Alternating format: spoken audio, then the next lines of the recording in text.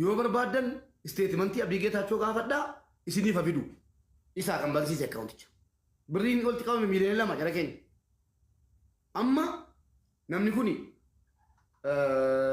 siifan kenneedha naan kennu kaliifootan jaarsummaa himadhe kaliifoon eenyuun ni naan jedhe innaa lakkoofsatti ergu hayi nan beekan naan jedhe kaliifoo hoo jiraatte lakkoofsa tokko naa barreessi biliis ustaaz ibsaa dhugaa hoo jiraattanis lakkoofsa tokko naa barreessaa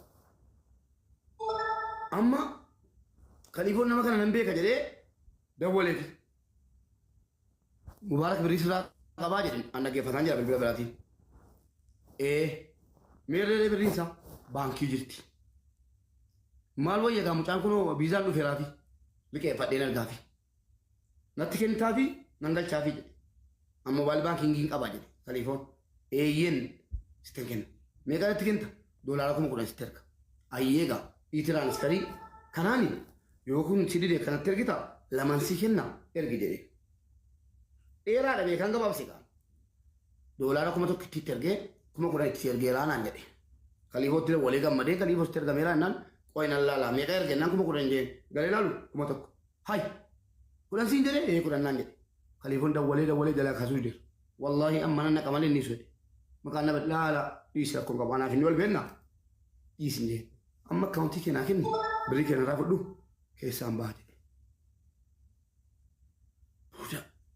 dheeraadha gaawwan kun aafu irraa dhiisuu wayya irraan kutaa booda kaliifoon itti dawwalee maal jedhee dadhabee keessaa ba'e ustaaz ibsaa dhugaan fide adada ustaaz ibsaa dhugaa fideen kaliifoo wal agarsiise kaliifoo waan inni si godhe namichi kun birrii nan kenna jedhee waan inni si godhe qofa ustaaz ibsaatti naa himennaan ustaaz ibsaatti himnaan eenyuun inni sila nama akkanaati ittan dawwale kaasuu dinnaan yoo atabma dhuftee guruppii alatti hin galle maqaa keetiin gadi ba'ee of ajjeesa kana caala an abbaan barbaade gadi ba'ee ni kijiba sulumayyuu paaspoortiin qabu paaspoortii baafachuu dhaqee waraqaa biyya Ijiptiin qabu maal danda'ee liqimsee arrabsamaa abbaan barbaade afaan natti aragataa dhageessanii guyyaa dhagamaan akka nama nageenyetti liqimsaa ilma Oromooti jedheen sattaraa ture jechuudha.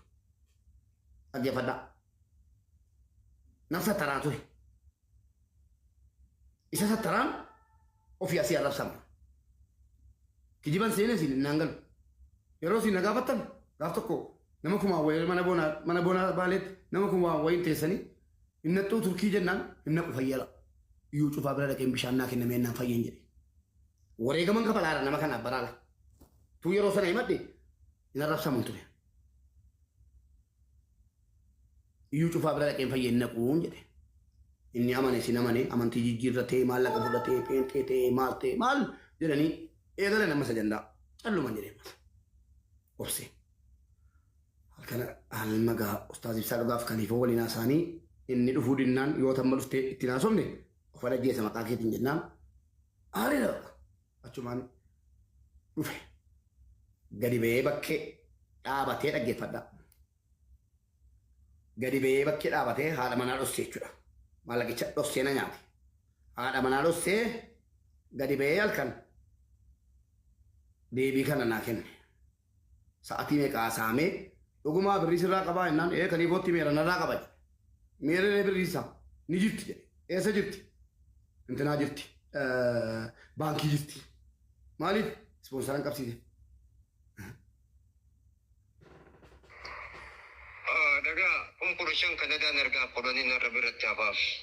Konkolaataan godhe konkolaataan. Yoo hanqatee qabaachuma dullee liqeeffadhee ni ergaaf. Yoo ammoo muumeen itti fayyu. Amma dura nama biraatti hojiilee mari'annee eega waan kana maqaatti fuudhe itti daaneetuma dispoonsara sangoonaa fi ammallee bakkuma san jirra nuti. Rabbi sana gargaaru. Koloshan ni ergaa fi $10,000 kuma $10 takka $10 kuma $10 Ameerikaa takka. Kanatu mana ergaa distribution Kanadaan na bira jiru. Kanatu mana indizee muti warri biyya Kanadaa yeroo kan qabne wayita. Akka warri $1 US on confuse nu godha maala kan gataate mee. Nyaata uraa furture boru kudha. walii galla akkasatti Sakandii irraa hojii jiramaa deemu sakandii irraa. Waa biraaf dheeraadha sagalichi. Na waraabadhe sodaadheera. Telegiraamii irra galee waan walii barreessaa ture hunda lipna jalaa goonaan ni appilikeeshinii hojii jira buufadheen jabaadhee telegiraamii sanarraa bakka biraatti sagalee wal nyaataa tureef Risitii itti argaa ture birrii itti argaa ture hunda gara biraatti dabarfadhee alana akkas barbaadeen waraabuu eegale. Booda 15,000 erga jedhela ustaaz Ibsaa irratti kijibaa jira. Kijibaan kijibaadha kanas ana biratti. Ustaaz Ibsaa kijibe. Khaliifoo kijibe. Borontamuu nan bilbila hin kaasu amala isaan beeka. Ustaaz Ibsaatti dawwale. Lakkii akkaawuntii kee ilaali taa'inaan jedhan. Lakkii boo wallaahi naan ergine amalli isaa kana maal naa wayyaan jedhe ustaaz Ibsaa. Amma jarri sitti bilbilanii dadhabaniiti salachaani kanas bilbilee fi baay'een gadda jedhe ustaaz Ibsaan eenyu irratti Khaliifoo irratti. Viidiyoo ciccite wayiin argaa waa'ee dhukkuba kee tiruu anatu beekaa maanatti himinii jedhe jennaan Khaliifoon waan miidiyaa irraa dhagaa ture Khaliifoon miti kaa sarpiraayizii ta'e dhukkuba koo irra dhaga'u. Innuu namanne Khaliifoon birrii konaa qabataara malee akkan dhukkuba tiruutiin qabamee jiru hin beeku Khaliifoon bakka yaani na gargaareera Khaliifoon garuu dhukkuba tiruu qabamuu koo hin beeku.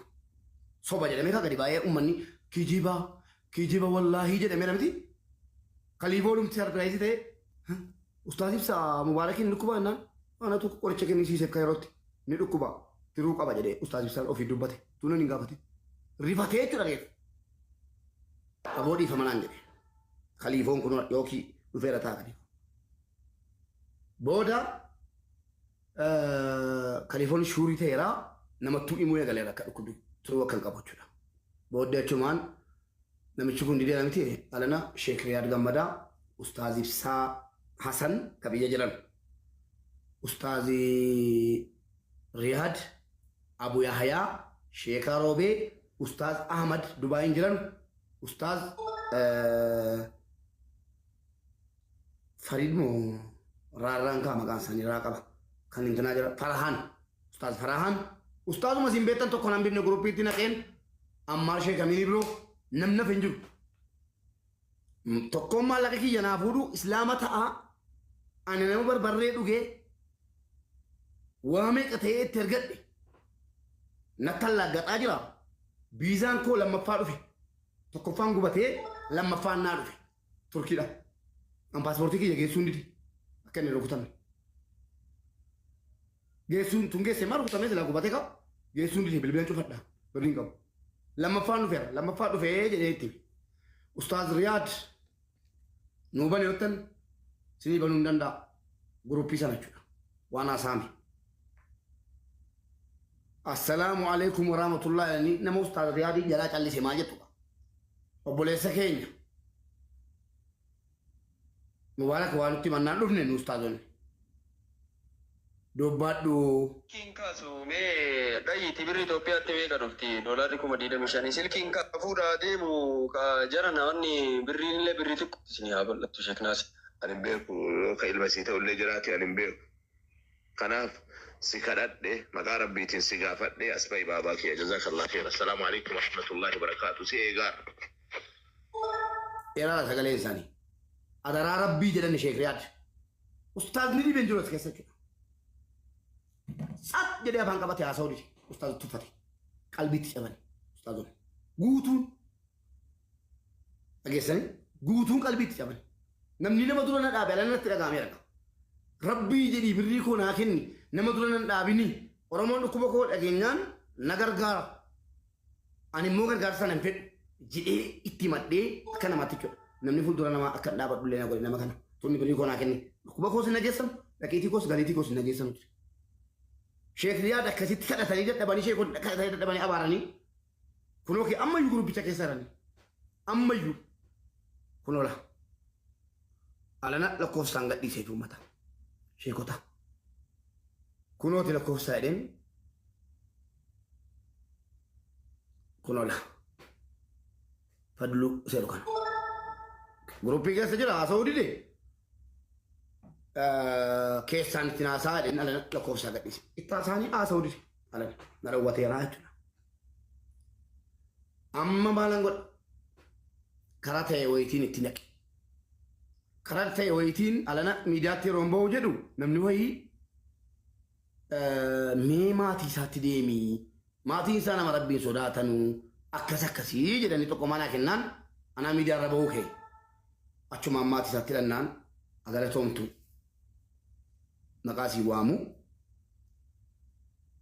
rifattee gaafadheera doolaara 4,000 malee natti hin kennine jedhe ragaa qabdaa jennaan ragaa waraqata guutuun qaba waraqatichis kijibaadha jedhan inni kun hin kijibaa dhiifama naa godhiiti si kijibe fagoon naqiniiti ilaa viidiyoo kana laali jedhee viidiyoonni 15,000 boran ergaaf 10,000 immoo turkiittan ergaaf kan inni jedhe kuni maallaqa maalii tireen jedheeni inni isin itti bantu alana maal jedhe narkaa badee jedhe ilaala baankii jedhe ilaatu ilaa eessatti bade osoon fuudhee baankii geessuu na jalaa bade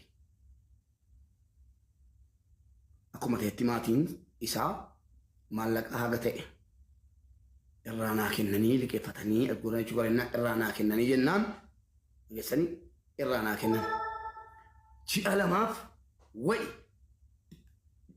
astagfirullah jee tokko guyyaa 15 sababii namni kun maallaqa na dhawwatanii Itoophiyaa keessa taatu kana na hubattaniittu warri na hamataa turtan maal jettuka siluman dhukkubne inni abalu jedhe dhugaadhaa biyya galee bashannanuuf galee warri jedhaa turtanii haasawa koo amma wanaa dhagaa turtan kana keessatti of taajjabdaniittu isa na hamataa turtan isa hattuu naan jedhaa turtan amantanittu amma maal ofiin jettu akkuma ta'etti maallaqinnaa guuteennaan miti kan deeme obboleettii koo Xayyibaa obboleettii koo Diggoo obboleettii koo Rahimaa obboleessa koo Guumaa ani wannan jedhu hin jiru yoon jiraadhe akkan jiraadhe yoon hin jiraanne ilmaan kootii man barreesse lafa ka'a umrii koo siin hin dagadhuan as korinii achi godhanii innaan liqeeffatanii Diggoon haga lafa gurguru amantanii amanuu baattanii haga lafa naa gurguru lafa biyya arabaa keessa teessee bitti obboleettiin koo Rahimaan Xayyibaan obboleessi keenya Guumaan maallaqa naa liqeeffatanii waan an ta'e ammas naan guunne waan an ta'een taa'ee biizaa sadaffaa maallaqa godhan beektu warri Turkii imbaasiin fidinaan jedhanii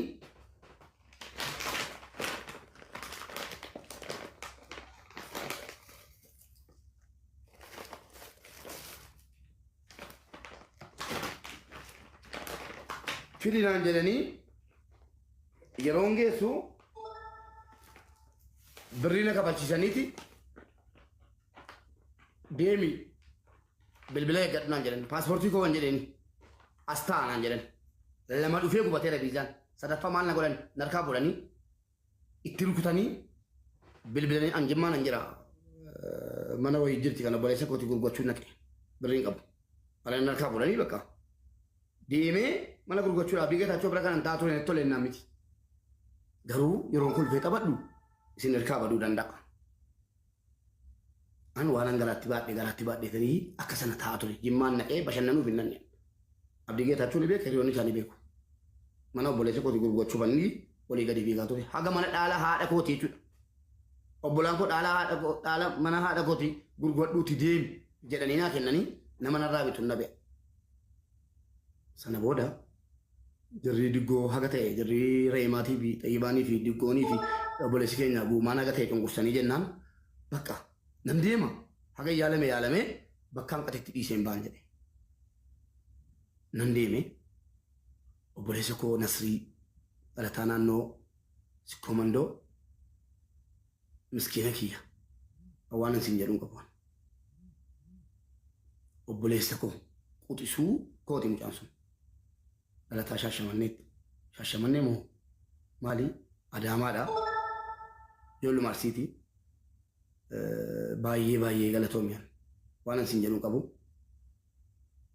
Nasrii aan olee miti Nasrii anaa waliin suuraa kee kaleessa hasaasa'ee dhalataa hasaasaati.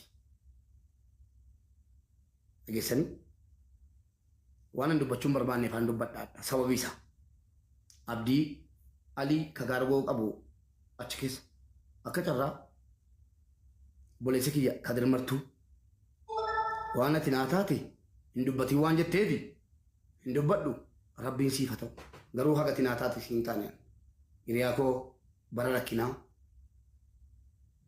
waan ati naa taate sii ta'uu siin danda'u sichitti hin dubbatamu jette hin dubbadhu obbolaan koo jarri Muhammad Suleemaan warri Turkii jirtan hiriyoonni obbolaan Kadir Martuu hundi keessanuu galatooma Nasrii koo galatoomi ani kara jedhee dubbachuu hin danda'u obbolaa koo dhalattoota naannoo Shawaa obbolaa Lamman Keebeekii Zinnash akkasumas obboleettii koo dhalattuu naannoo Wallaggaa lalisee hunduma keessan ani lakkaa'in fitu obboleettii koo tokko kasi komandoo Saarraa hunda keessa warra dhuftanii malee alaatti dhuftanii ilaaltan ija keessanii warra abshir jettanii